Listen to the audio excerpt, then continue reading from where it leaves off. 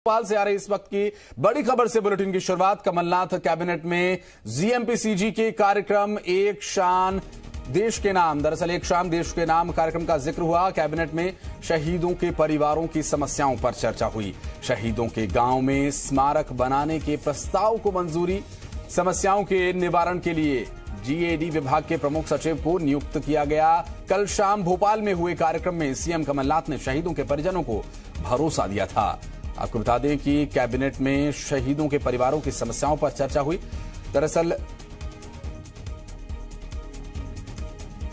दुख हुआ सुन के कि इन शहीदों के परिवार को अभी तक कुछ कठिनाइयां हैं।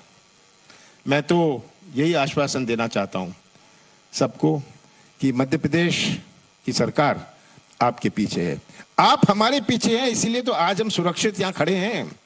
और आपके बदौलत हमारा घर रोए, हमारा इस प्रकार का कार्यक्रम होए। आज आपके बदौलत तो हम यहाँ सुरक्षित और खुश खड़े हैं। तो यही मैं आपको कहना चाहता हूं, आप हमारे पीछे खड़े हैं, ये मत सोचिएगा कि हम आपके पीछे नहीं खड़े। हम पूरी तरह अपने मजबूती के साथ आप सबके साथ खड़े हैं। और ये उस कार्यक्रम के दौरान के आपने वक्तव्य सुने मुख्यमंत्री के, और अब कैबिनेट में चर्चा के बाद मुख्यमंत्री ने क्या कुछ कहा, ये भी सुनवाते हैं आपको। मुख्यमंत्री ने तय किया कि शहीदों की एक तो उसका उन्होंने आदेश कर दिया कि तुरंत उसका पेंशन मिले, और शहीद स्मारक जहां जहां के शहीद थे उनके स्मारक उनके गांव में बनेंगे। ये भी करीब मैं समझता हूँ जो थे 12 लोग थे कल, उनने मांग की थी तो स्मारक बने तो उनके गांव में बनेंगे। और शहीदों के परिवारों की समस्या के समाधान के लिए उन्होंने पीएसजीएडी को अधिकृत किया है कि वो समन्वय करेंगे और उनकी जो भी समस्याएं हैं शहीदों की उसका हल निकालेंगे और उसका निराकरण करेंगे। ये एक बहुत इंपॉर्टेंट फैसला उसमें है। और जिस तरह से शहीदों के गांव में स्मारक बनाने के प्रस्ताव को मंजूरी मिली है, ऐसे ही कई और यहां पर प्रस्ताव पास किए गए हैं कमलनाथ कैबिनेट की तरफ से। दरअसल जी मध्य प्रदेश छत्तीसगढ़ के विशेष कार्यक्रम में एक शाम शहीदों के नाम जिसका जिक्र किया गया था। और हमारे साथ इस वक्त जीएमपीसीजी के संपादक दिलीप तिवारी मौजूद हैं, बात करते हैं उनसे। दिलीप सर, चूंकि जिस तरह से कार्यक्रम हुआ जी मध्य प्रदेश छत्तीसगढ़ इसका एक माध्यम बना और हम अपने मकसद में पूरी तरह से कामयाब हुए।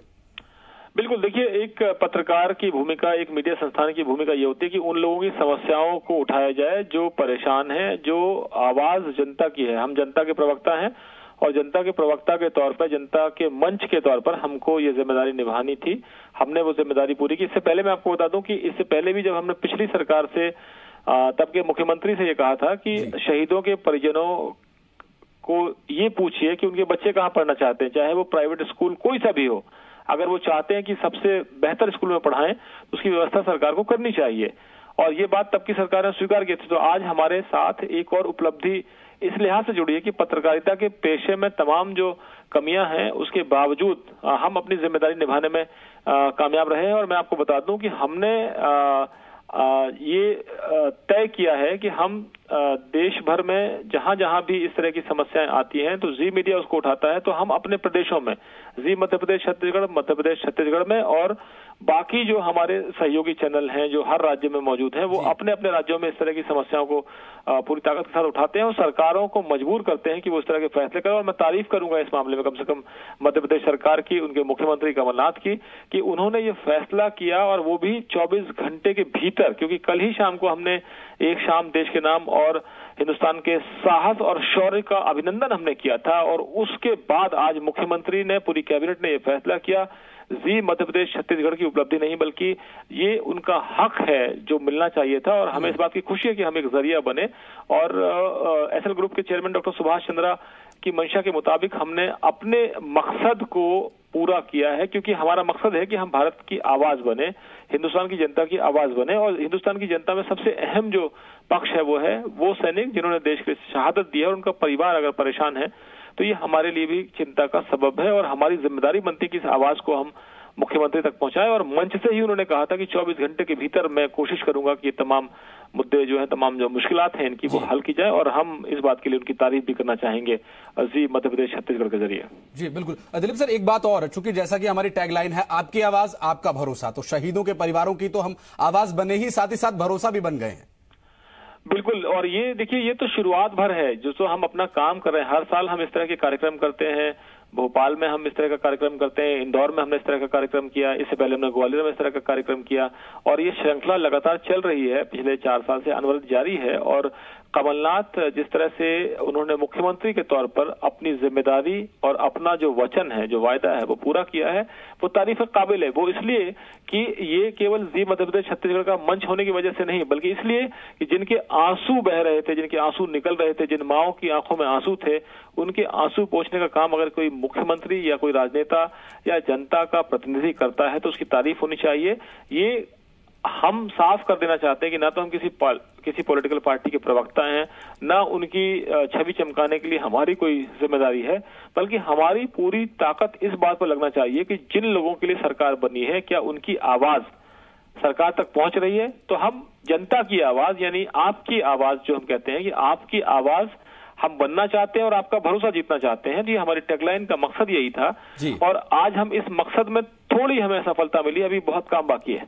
बिल्कुल। और दिलीप सर, जैसा आपने कहा कि अभी बहुत काम बाकी है, अक्सर हम देखते हैं सर्वोच्च बलिदान देने वाले लोगों के परिवार ऐसी छोटी छोटी चीजों के लिए तरसते हैं। क्या कहेंगे, इसे दुर्भाग्यपूर्ण है या किस तरह से इसे और बेहतर किया जा सकता है? देखिए, मंच से कल खुद कमलनाथ जो मुख्यमंत्री, उनको अफसोस हुआ जब वहां पर जो शहीदों के परिजन आ रहे थे, तो एक पत्नी ये सिर्फ चाहती है, मुझे भी हैरानी थी और मुझे अंदर से ये बात चुभ गई कि वो पत्नी सिर्फ ये चाहती है कि जिसके पति ने शहादत दी है देश के लिए, उसका एक स्मारक बना दिया जाए। तो क्या ये समाज इतना कमजोर है या इतना निर्दयी है कि जिस शख्स ने शहादत दी है उसका एक स्मारक नहीं बन सकता, एक समाधि नहीं बन सकती?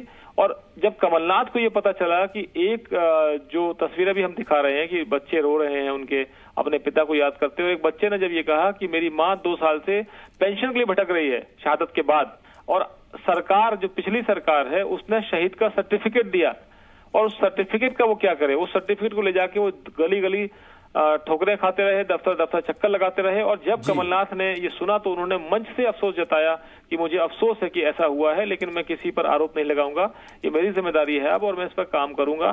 जाहिर है वो तस्वीरें बहुत परेशान करने वाली है, विचलित करने वाली हैं, लेकिन जब वो मंच पर आए तो मैंने ये मुख्यमंत्री से कहा कि ये जिम्मेदारी मैं निभाऊंगा। उनकी आवाज आपने अभी सुनी है, लेकिन मैं लिखित में उनकी जो मांगे हैं वो आप तक पहुंचाऊंगा। और ये हमने कल देर रात ही हमारी टीम ने मिलकर ये काम किया है और हमको भरोसा है कि ये ग्राउंड में जल्दी से जल्दी सामने आएगा और जमीनी हकीकत में बदलाव होगा, और उन तस्वीरों के साथ साथ अब हम वो खुशहाल चेहरे भी दिखाएंगे जो संतुष्टि भरे होंगे। बिल्कुल सर, और इस कदम के बाद कहीं ना कहीं हमारी जिम्मेदारी और बढ़ गई है और चुनौतियां भी हमारी बढ़ गई हैं, क्योंकि जो और परिवार हैं वो अब हमारी तरफ बड़ी उम्मीद भरी निगाहों से देख रहे हैं। सर, बहुत शुक्रिया आपका हमारे साथ जुड़ने के लिए और इस पूरे विषय पर बातचीत करने के लिए। दिलीप तिवारी, जीएमपीसीजी के संपादक, जिनका ये कहना कि ये प्रयास हमारा अब रंग ला रहा है और ऐसे में हमारी खुद की जो चुनौतियां हैं वो कुछ और बढ़ गई हैं। हमें एक कदम और आगे बढ़ करके जिस तरह से शहीद परिवारों के साथ हम खड़े हैं, क्योंकि उन शहीदों ने हमारी सुरक्षा में शहादत दी है, बिना किसी स्वार्थ, बिना किसी अन्य भाव के वो पूरी तत्परता के साथ अपनी ड्यूटी करके और इस दुनिया को हंसते हंसते विदा कह गए।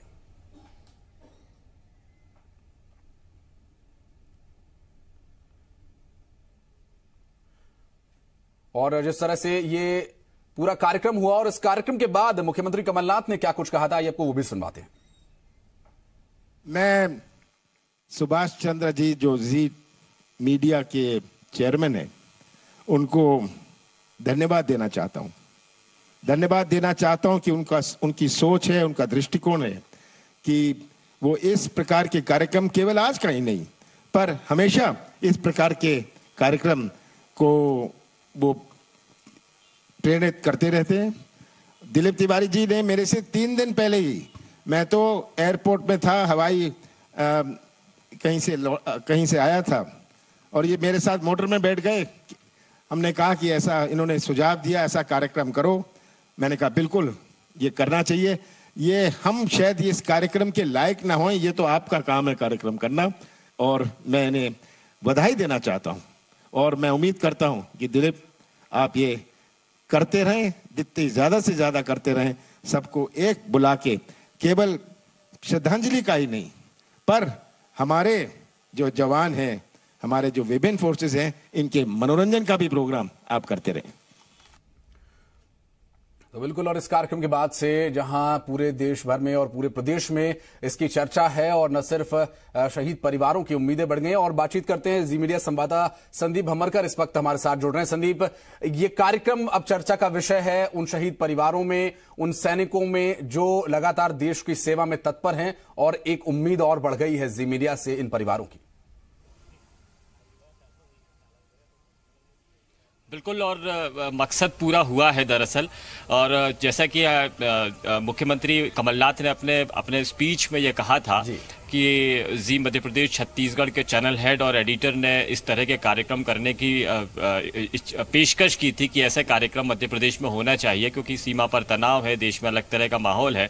मध्य प्रदेश में सीमा से भले ही कई जगह कई कोसों दूर हो, लेकिन यहाँ पर भी शहीद है, या यहाँ पर भी उसी तरह का माहौल है। पुलवामा में हुए अटैक में मध्य प्रदेश के अभी एक शहीद हुआ था, और वो शहीद परिवार अभी भी गमगीन है। तो ऐसे सारे शहीद परिवारों को इकट्ठा करने का, उनको सम्मानित करने का काम होना चाहिए। इस तरह की पेशकश की थी, और कमलनाथ ने कहा कि हम शायद उस लायक नहीं हैं, आप वो काम कर सकते हैं। वो इसलिए क्योंकि सरकार और जनता में मीडिएटर का काम ही मीडिया करता है, और उस जिम्मेदारी को बखूबी जी मध्य प्रदेश छत्तीसगढ़ ने निभाया, और उन सारे परिवारों को यहाँ बुलाया जो शहीद हुए थे, रिसेंटली जो शहीद हुए थे। इसमें आपको एक दिलचस्प बात ये भी बता दूं कि रायसेन के जो शहीद हुए थे, पुलिस के, मध्य प्रदेश पुलिस के जरिए उन्होंने शहादत दी थी, और इन्हें भी शहीद का दर्जा दिलाने में मध्य प्रदेश छत्तीसगढ़ की भूमिका रही थी।